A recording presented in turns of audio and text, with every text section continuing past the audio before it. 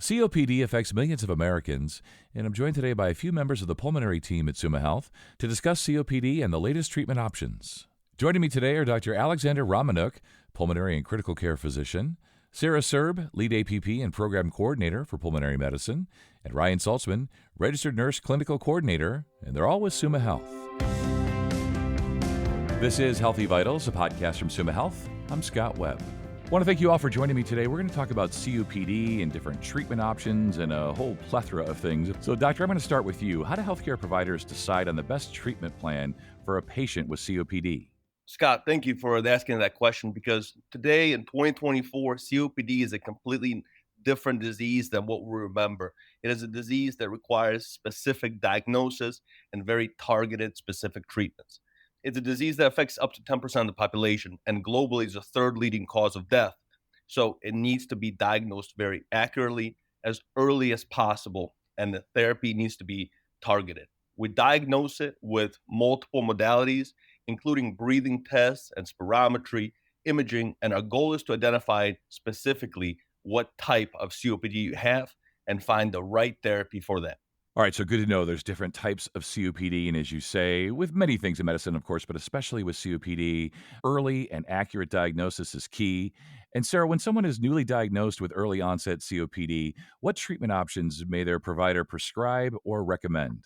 As Dr. Ramaniuk said, there's many different treatment options out there now for patients with COPD. It's just not one specific type. We really like to personalize our treatment plan with the patient. Most importantly, we like to get rid of any type of factors that may be contributing to the patient developing COPD, such as smoking. So we always recommend smoking cessation or quitting smoking, which we can help with as well. Some of the main treatment options we have are inhalers that patients actually use, and it's directed therapy right into the patient's lungs to help open up their airways and let them breathe a little bit easier. We always recommend exercise or activity so that patients' functional status stays well and their muscles are strong. Sometimes in later stages of COPD, we do recommend oxygen therapy. All right, so good to know that there are options for folks. And just stay with you, Sarah, wondering if you can break down some of the most common COPD medications and, broadly speaking, how they work. Some of the most common COPD medications are inhalers. There are different types of inhalers out there. Some of them have inhaled steroids, which helps reduce the inflammation in your airways. We have inhalers that are bronchodilators, which help open up your airways and let the airflow become better so that you're breathing a little bit easier. These are given through multiple modalities. They can be in a powder form, in a meter dose form, a mist form, but they usually help patients reduce some of their daily symptoms that they're having with COPD. Yeah, let's bring Ryan in here. He's the inhaler guy, if you will. Ryan, we're talking here, there's different types of inhalers, but I'm sure it's important that patients use their inhalers correctly, right? That is correct, Scott. It is very important that a patient uses their inhaler correctly. By using proper technique, they are able to get the medication deep into their lungs and have the inhaler actually work. There are different devices that we can give patients to help them, such as a spacer. They can get that from their local drugstore, or their pulmonologist can order it through a medical equipment company so that it holds the medication in a chamber a little bit longer so they don't have to time the breath is accurate. Let's talk about the stages a little bit, Ryan. I'm sure there's different, as we're identifying here, different types of COPD, probably different stages within the types. So is there a particular stage of COPD when oxygen therapy may be prescribed? There is not. So, in order for a patient to qualify for oxygen therapy, we use a couple different factors in checking and testing for whether they need oxygen or not. And one of our biggest tests that we do, it's a 6-minute walk, and we use a pulse ox, which measures blood oxygen levels in the patient to see if they drop, do they need oxygen? And if we give them oxygen, how much do we actually need? So by doing these two types of tests, we can gauge how much oxygen there actually are going to be required of the patient. Yeah, bring you back in, Sarah. Let's talk about the different ways that oxygen therapy can be administered. It seems obvious to me, but it's great to have experts on to really tell us. So what are the different ways it's administered? Oxygen therapy can be administered via a nasal cannula, which is a small clear tube that's inserted into your nostrils. that we can titrate the flow of the oxygen therapy up according to what the patient needs to have a good pulse oximeter or oxygen reading. That is the main form of oxygen therapy that we use for patients in the outpatient setting or through the office.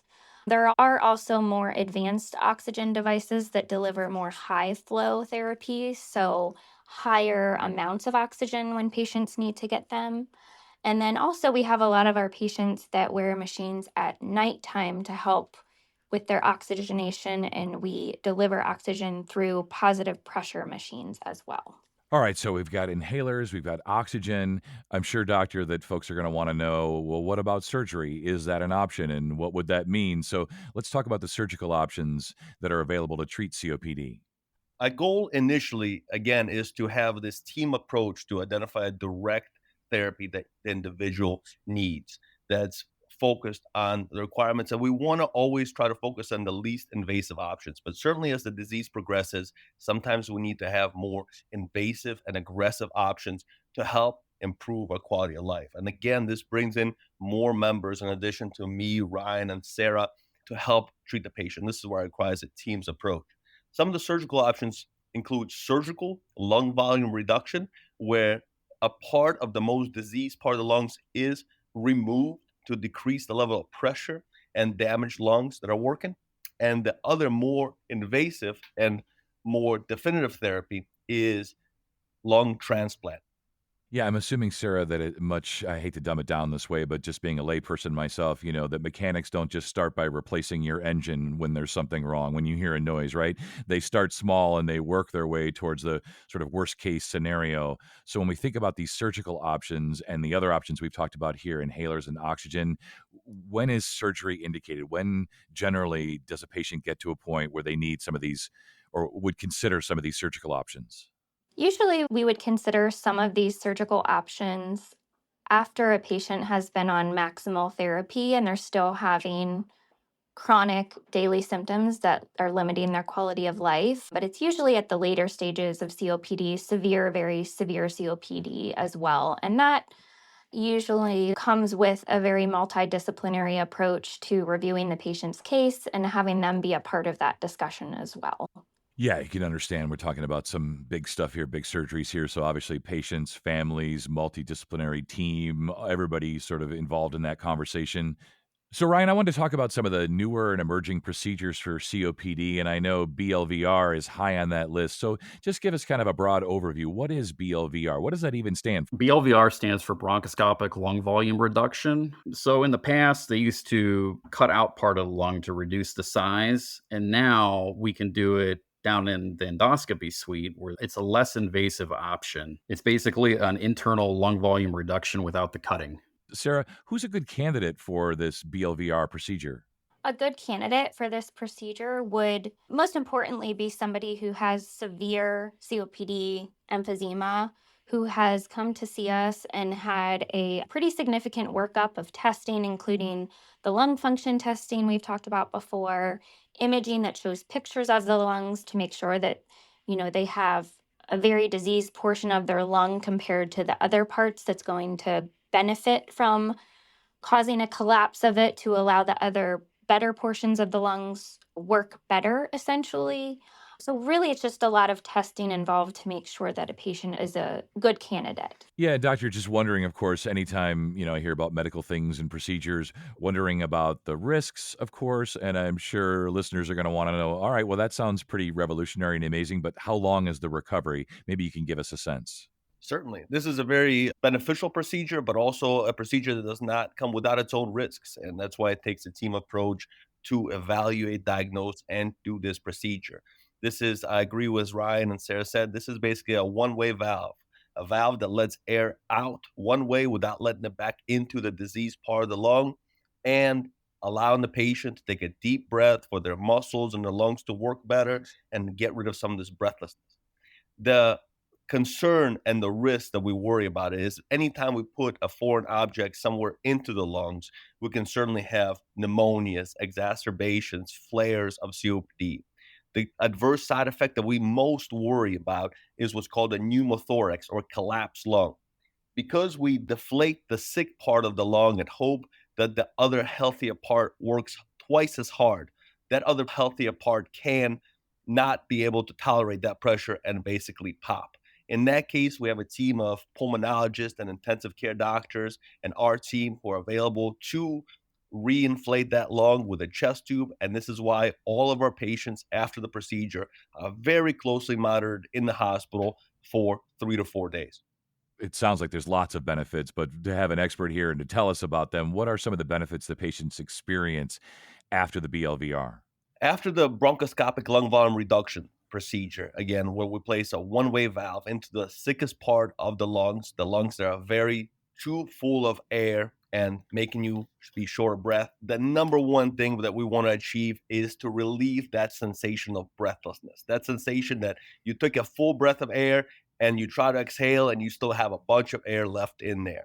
That sensation when you bend down and tie your shoes or you go down to the mailbox to get your mail Sure. and you're too short of breath because you have too much air left over in the lungs, that's what we're trying to relieve. We're also trying to improve the lung function. The data shows that we improve the lung function by about 10%. That is the expected benefit. And most importantly, we get rid of this overly inflated lungs where your muscles and your diaphragms can work better. You're able to exercise more, and overall, your quality of life improves. That is the target. Well, this has been really educational today. I love hearing about the work that Summa Health is doing. Great team approach, multidisciplinary, lots of options. I just want to give you all a chance, just kind of final thoughts and takeaways about the work you're doing for COPD patients. Ryan, I'll start with you. At Sumo, we want to give the patients a personalized approach. We treat our patients as if they are our own family members at Sumo. We don't want people coming into our practice thinking, that they're just a number. So we really do care, and we really do care about improving, patients' quality of life and getting them back to doing the things that they've been wanting to do or can't do anymore. Yeah, as Doctor was saying, just the simple act of going down to the mailbox and perhaps being short of breath or out of breath. So, Sarah, your final thoughts on the work that you're doing for COPD patients or anything else? I would just, hope that anybody out there that's listening, if you or any of your loved ones or friends have COPD, think you have COPD, please don't hesitate to reach out to us. We have, a lot of appointments and providers available with our COPD care team to see you, to really talk to you and listen to you, do the testing that's necessary and really hone in on a specific treatment for COPD. We have a lot of options for treatment here, not just including medications, but other outside programs as well and resources. We really just want to help improve your quality of life and be here for you and your family to help support you do that and make you an active part of the team. That's awesome. Doctor, I give last word to you.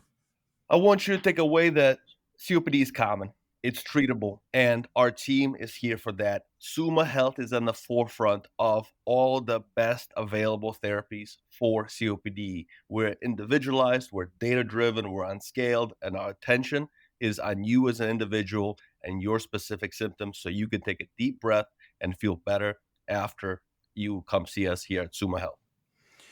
That's great. It really does sound, as always with Summa Health, but it really, especially about COPD, it sounds like patients and their families are in good hands. So thank you all for the education today. This has been great for me, for listeners. Appreciate your time, your expertise, your compassion. Thanks so much for being here. Thank you. Thanks for having us. Thank you. And for more information, go to summahealth.org/COPD. And if you enjoyed this episode of Healthy Vitals, we'd love it if you'd leave us a review. Your review helps others find our educational content. I'm Scott Webb. Thanks for listening, and we'll talk again next time.